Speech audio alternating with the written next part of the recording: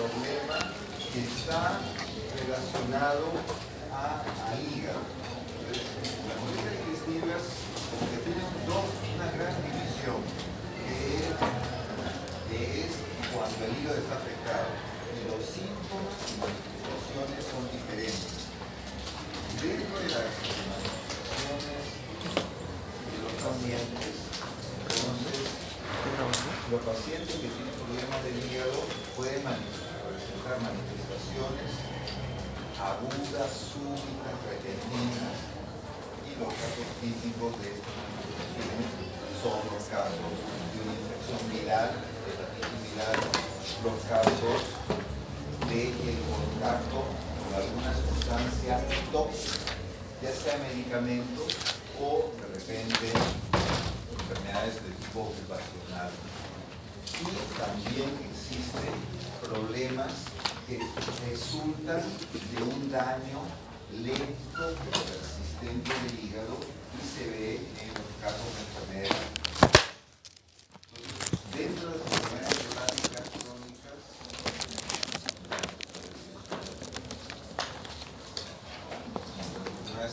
crónicas, la cirrosis es como que la manifestación final de muchos problemas de enfermedades hepáticas. Y dentro de ello, el doctor Barreda va a comentarles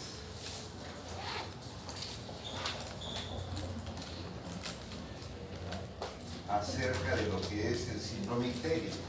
De repente es la manifestación hepática más llamativa,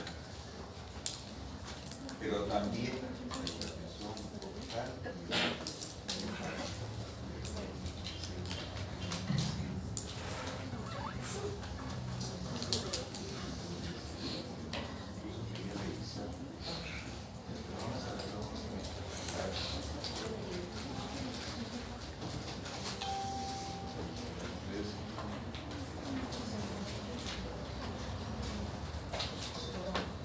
Entonces, lo que estamos evaluando entonces es el paciente que tiene una enfermedad hepática crónica. Entonces, la ictericia es la manifestación hepática característica en la cual si uno ve que el paciente tiene coloración amarilla de piel y mucosa, uno dice que esta persona tiene un problema hepático. Es una cosa bastante sugerente. Pero pueden haber otro tipo de manifestaciones que indican enfermedad hepática. Y dentro de estas manifestaciones van a revisar una manifestación que es muy común, que es la presencia de ascitis. ¿Qué es la ascitis? La presencia de líquido en la cavidad peritoneal, que si bien no es exclusiva de enfermedades del hígado, el 80-85% de los pacientes que tienen ascitis, la causa es una enfermedad hepática. Principalmente denominamos cirrosis. Otra manifestación hepática que vamos a evaluar es la hipertensión portal. El término hipertensión portal lo que nos indica es que la vena porta tiene un aumento de la presión. Y eso vamos a evaluarlo.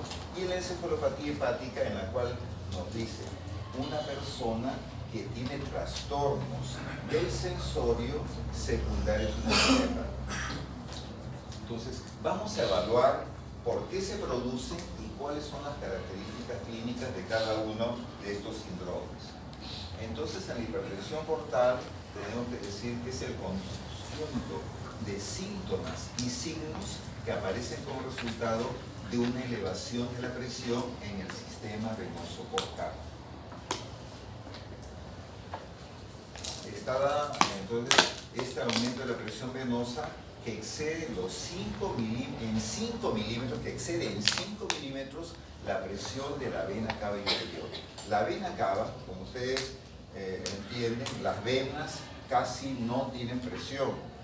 Entonces, la vena cava inferior tiene una presión normal de 3 mililitros de mercurio. Entonces, si excede en 5 milímetros, es decir, que por encima de 8 milímetros de mercurio, uno ya podría decir que estamos en presencia de una hipertensión de la vena porta. Y esto está dado por aumento de la presión y también por aumento de la resistencia. Entonces vamos a ver qué pasa con el flujo sanguíneo y qué pasa con la resistencia a ese flujo que viene por la vena porta. La causa más común es la cirrosis y un poco que revisamos estos componentes. Un componente físico en la cirrosis que es fijo es la disrupción de la arquitectura hepática. Entonces nosotros tenemos el paciente cirrótico. ¿Qué ocurre en el paciente cirrótico? El hígado tiene su parénquima en la cual hay muchos vasos sanguíneos, muchas vías biliares, los sinusoides hepáticos, pero la inflamación comienza a producir aumento de la fibrina.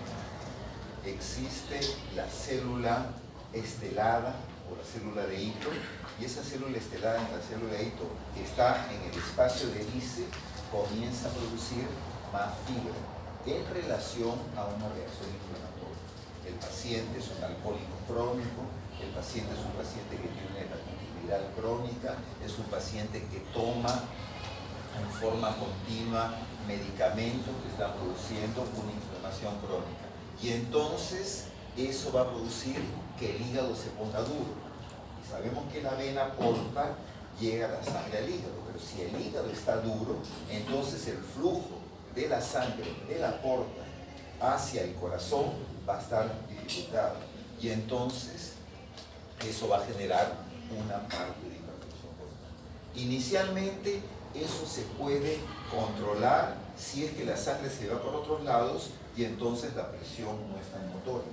Pero también va a haber un componente que es una alteración de la vasodilatación intrahepática, un componente dinámico. Hay un componente fijo en el cual nosotros como que no podemos manejarlo. Tendríamos que curar la enfermedad inflamatoria que produce la fibrina y con eso se soluciona. Pero en la actualidad no hay ningún tratamiento médico que controle el mecanismo de producción de fibrosis, de colágeno y por la célula estelar. Entonces tenemos que ver que aumente la vasodilatación intrahepática para que eso evite que la presión portal aumente.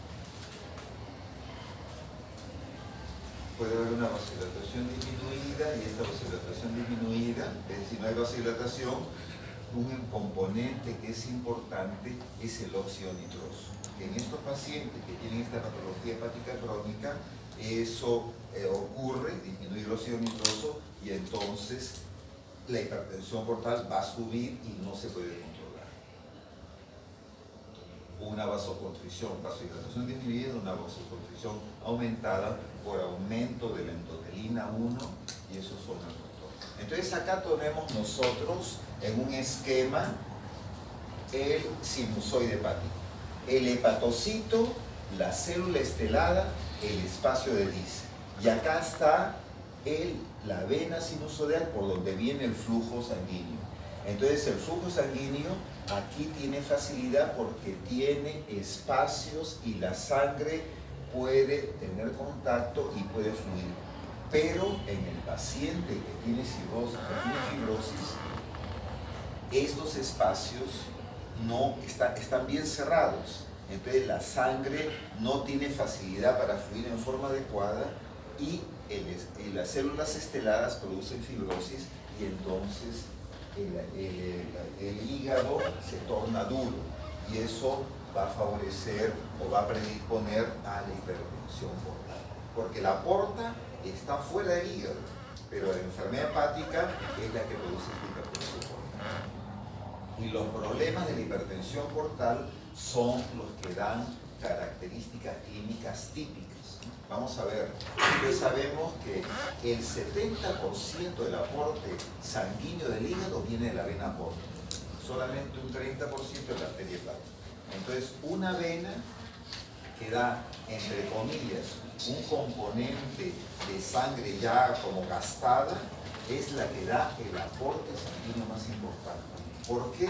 Porque la vena porta es la que trae sangre desde el intestino. Y en el intestino se ha absorbido las sustancias nutricias y pasan por la vena porta al hígado, donde el hígado asimila las sustancias nutricias y elimina las sustancias que no le ayudan al organismo. Entonces, por eso es que la vena porta, que siendo, como uno dice, sangre venosa, sangre como que ya ha sido consumida para ser eliminada, es el aporte más importante de sangre y de oxígeno hacia el hígado. Eso va a producir un drenaje en la vena hepática izquierda. El flujo sanguíneo del hígado es de 1,3 litros a 1,5 litros por minuto. Es decir, que si hay un problema hepático en el cual hay sangrado, uno en 1 minuto puede tranquilamente perder 1,5 litros. Y si es que eso no se corrige en 1 minuto, el paciente se desangra. Por eso cuando hay estos accidentes y hay rotura hepática, casi siempre el paciente está destinado a tener un muy mal pronóstico. El aporte de oxígeno, el 50% viene de la arteria hepática, que es sangre oxigenada, pero el 50% es de la vena porta, que se supone que es sangre no oxigenada, pero como viene el aporte de los intestinos, va a dar también una buena proporción de oxígeno.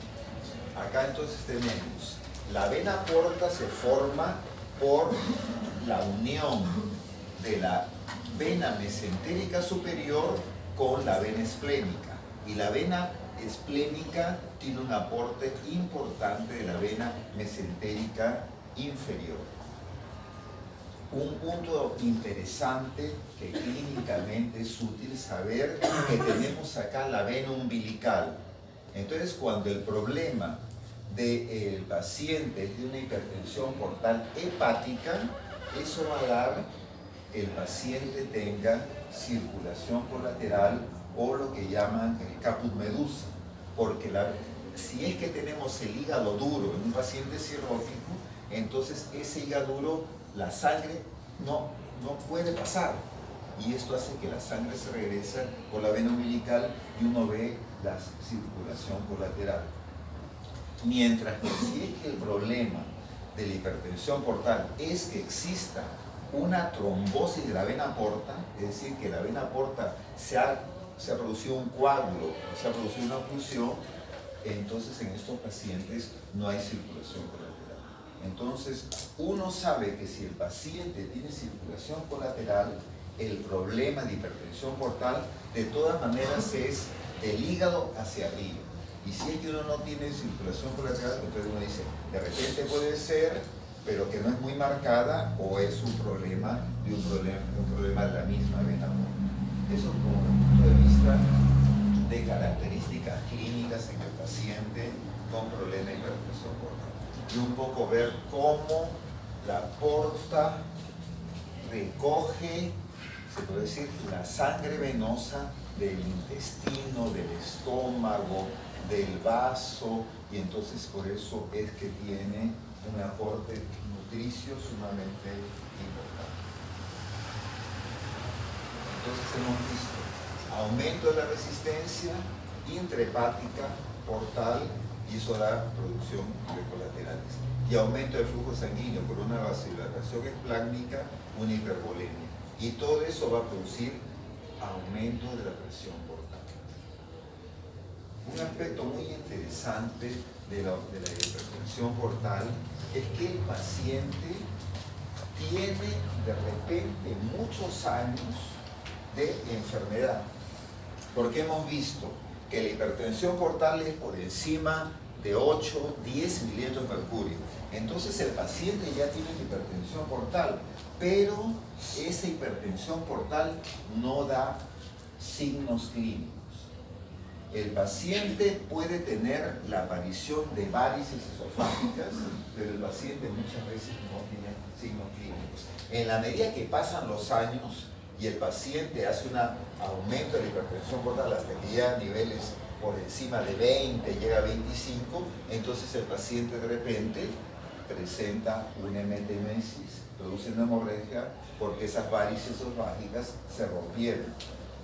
El paciente presenta citis, el paciente presenta gastropatía portal hipertensiva peritonitis bacteriana espontánea o hipertensión pulmonar portal. Pero cuando nosotros ya vemos este paciente tiene 20, 25, 30 años de enfermedad. Entonces cuando nosotros nos damos cuenta que este paciente está enfermo, el paciente ya tiene enfermedad crónica. Por eso hay personas que a veces abusan de alcohol. Y entonces dicen, pero esa persona toma todo y no le pasa nada.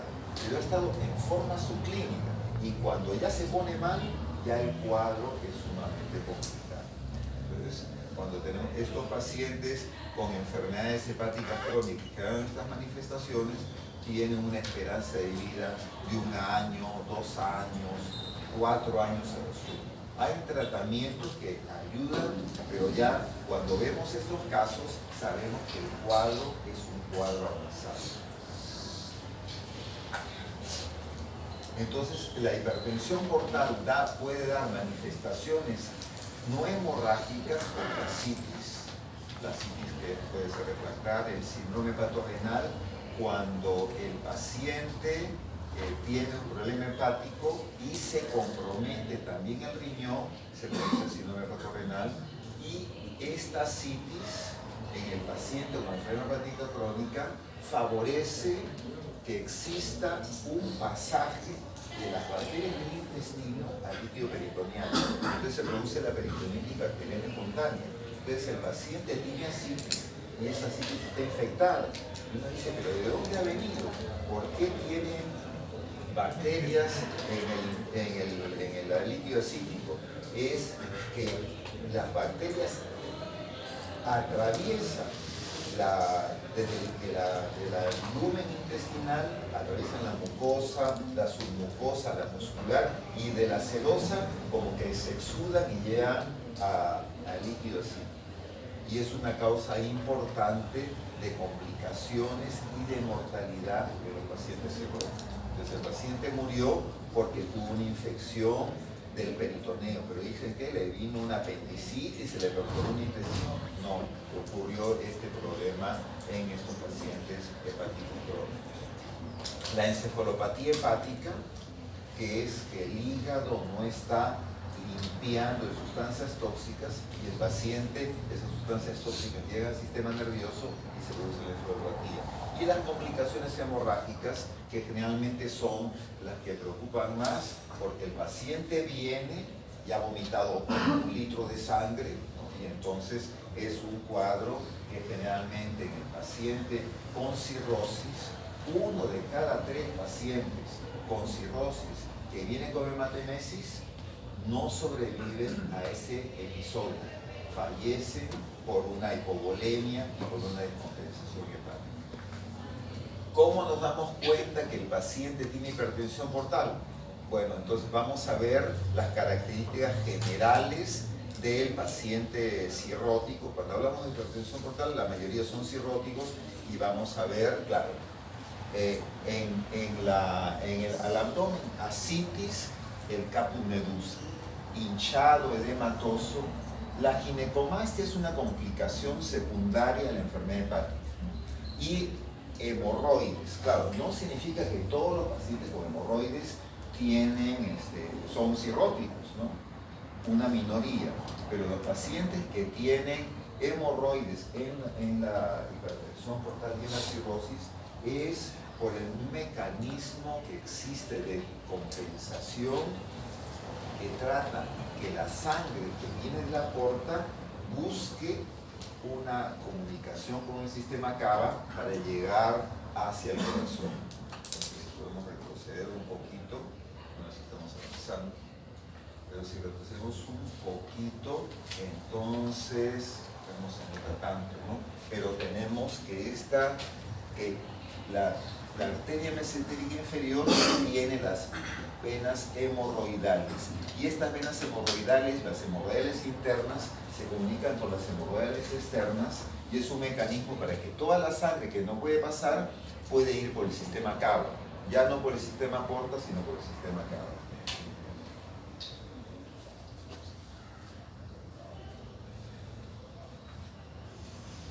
Entonces, cuando uno evalúa la circulación colateral, uno evalúa, ¿no? Entonces, lo típico de la circulación colateral del sistema porta es que del ombligo tiene una circulación que le llaman hepatofuga.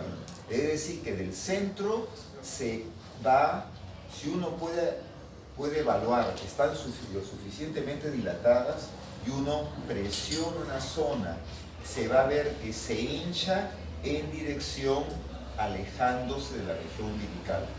Mientras que la sangre que viene de la cava generalmente es periférica y todo el flujo es hacia el tórax. Entonces son las formas de diferenciar la circulación portal o de tipo caput medusa de la circulación con hipertensión cava.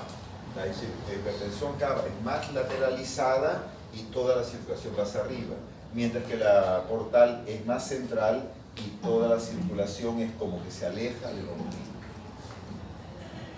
Esa es la parte clínica semiológica, pero como vemos, estos pacientes ya como que el diagnóstico no es tan difícil, porque vemos el paciente con ascitis y con todos estos datos y bueno, tenemos que ver que el paciente está complicado, pero siempre es importante ver qué diagnóstico diferencial puede haber. Entonces el paciente con hipertensión portal tiene las manifestaciones, uno, el incremento de la presión de los capilares peritoneales genera o favorece la citis. Este cortocircuito, cortosistémico, es decir, que la sangre que viene de la porta trata de irse por colaterales, va a producir colaterales, y aquí podemos ver hemorroides, varices esofágicas y el mismo caput medusa. También este shunt hace que el hígado no tenga una función de detoxificar el exceso de proteínas y se produce una intoxicación amoniacal principalmente y el paciente tiene citopatía. A consecuencia de la hipertensión portal, también la sangre tiende a quedarse acumulada en el vaso y entonces el vaso va a tender a crecer. Va a haber esplenomegalia y esa esplenomegalia produce lo que llaman un hiperestrelismo secundario. Ese vaso grande comienza a destruir más glóbulos rojos de los que normalmente debería y se produce anemia, también destruye glóbulos blancos y también destruye plaquetas y entonces el paciente, aparte de tener una pobre síntesis de factores de coagulación, también disminuye las plaquetas. Por eso, este paciente que vemos con hipertensión portal es un paciente que tiene bastantes factores en contra, no solamente riesgo de sangrado, sino que hace ascitis, hace problemas de hiperestrelismo y esto fíjense por hepatía hepática, entonces el pronóstico no es bueno. El 85, acá ponemos hasta el 90% de la hipertensión portal es secundaria a cirrosis. Pero es importante saber que hay causas tratables de hipertensión portal. Algo que nos ocurre muchas veces es que hacemos el diagnóstico de hipertensión portal prehepática y en esos casos esta trombosis de la vena porta o lesión de la vena porta, si uno la corrige, el paciente puede curarse y esta hipertensión portal desaparece por completo. En el paciente de la cirrosis no, tendría que curarse la cirrosis. Entonces eso es mucho más complicado, tienen que buscar un trasplante, les trasplantan el hígado y a veces el paciente vuelve a complicarse y vuelve a tener nuevamente cirrosis. Pero en un paciente que no tiene esto, si uno hace el diagnóstico y se hace un tratamiento de esa trombosis de la esplénica, el paciente puede quedar completamente curado. Y por eso es que nosotros, llega el paciente y dice, uy, tiene varices, y entonces dice, es una cirrosis, y entonces uno dice, no, ni modo, hay que darle su tratamiento para que no sufra, no, hay que hacer el diagnóstico. Y entonces tenemos que evaluar. La hipertensión portal puede ser prehepática, es decir, cuando ocurre en la misma porta. Básicamente en estos pacientes no vamos a encontrar hepatomegalia, sí vamos a encontrar esplenomegalia y no encontramos ascitis. Causas más importantes, trombosis de la vena porta, trombosis de la vena esplénica o una cavernomatosis de la vena porta. Dentro del hígado puede ser presinusoidal, es decir, en el tracto portal donde está la tríada del vaso, de la vena y este tracto portal, y en estos pacientes, en ese tracto portal, se puede encontrar una inflamación. En nuestro medio no es muy frecuente, o casi no hay reportajes de esquistosomiasis. En el Brasil sí hay el esquistosoma manzoni, y el esquistosoma manzoni es una manifestación de hipertensión portal. Uno da tratamiento al esquistosoma y el paciente se puede curar. Acá en nuestro medio, raro, pero puede haber en esta enfermedad de causa no conocida, que es la sarcoidosis, o un linfoma. O también hay enfermedades ocupacionales por mineros que trabajan con pequeñas dosis de arsénico.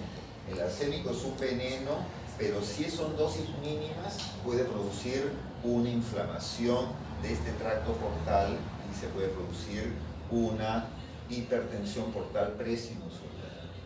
En estos pacientes tampoco se puede diferenciar. No hay hepatomegalia, hay esplenomegalia, y es raro, no hay ascitis. La sinusoidal, que es la común, podemos nosotros encontrar esplenomegalia o no, encontramos ascitis. Y casi siempre es por un problema de cirrosis. Una hepatitis crónica también puede llevar a esto, o un tumor hepático también puede llevar a esto.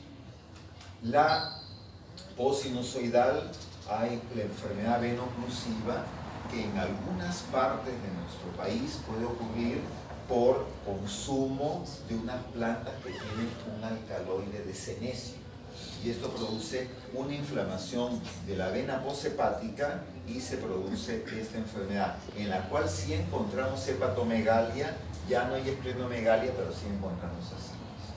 Y por encima del hígado, problemas en los cuales la manifestación de estos pacientes con hipertensión portal son manifestaciones que se unen a manifestaciones cardiovasculares, y el paciente va a tener insuficiencia cardíaca derecha, obstrucción de la vena cava inferior, pericarditis, o el síndrome de Budd-Chiari, que también es una complicación del sistema venoso posthepático.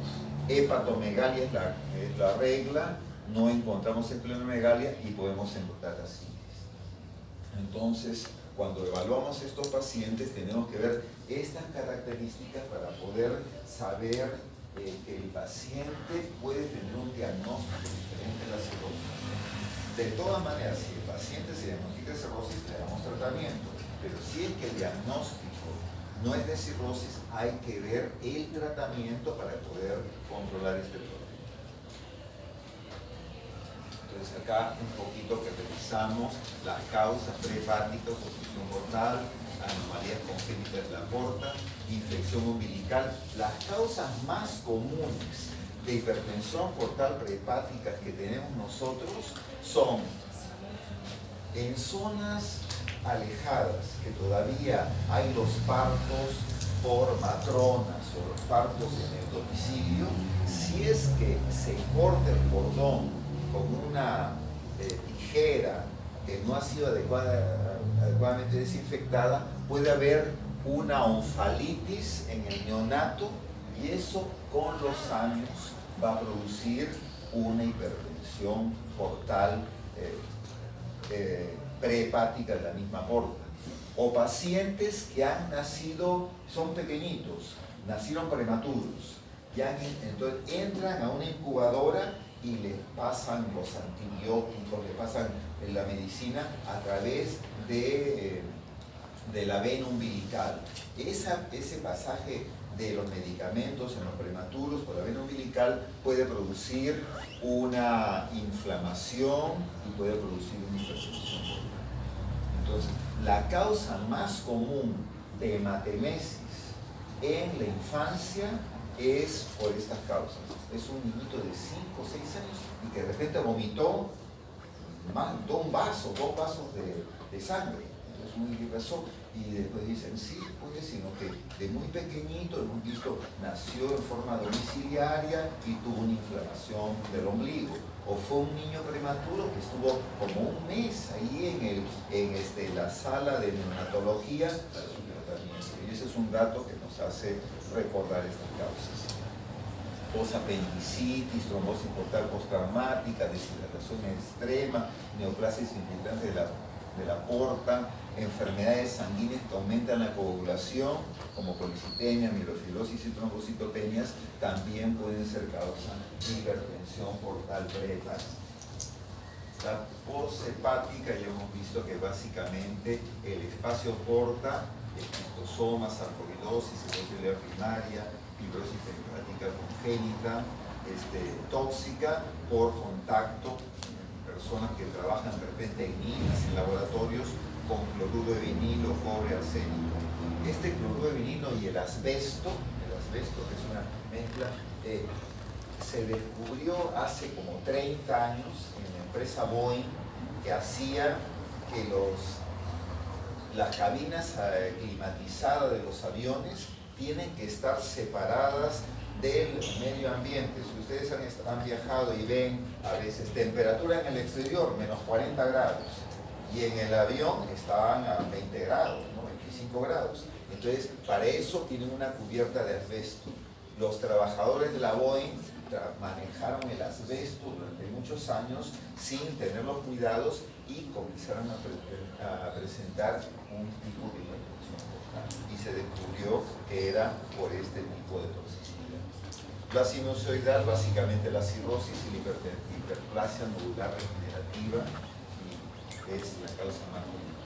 Y la poshepática, como habíamos visto, la enfermedad venoclusiva, que puede ser tóxica por esos alcaloides de necio, el Budd-Chiari, que es una obstrucción de la vena hepática principal, o puede ser secundaria pericarditis constrictiva o insuficiencia cardíaca congestiva.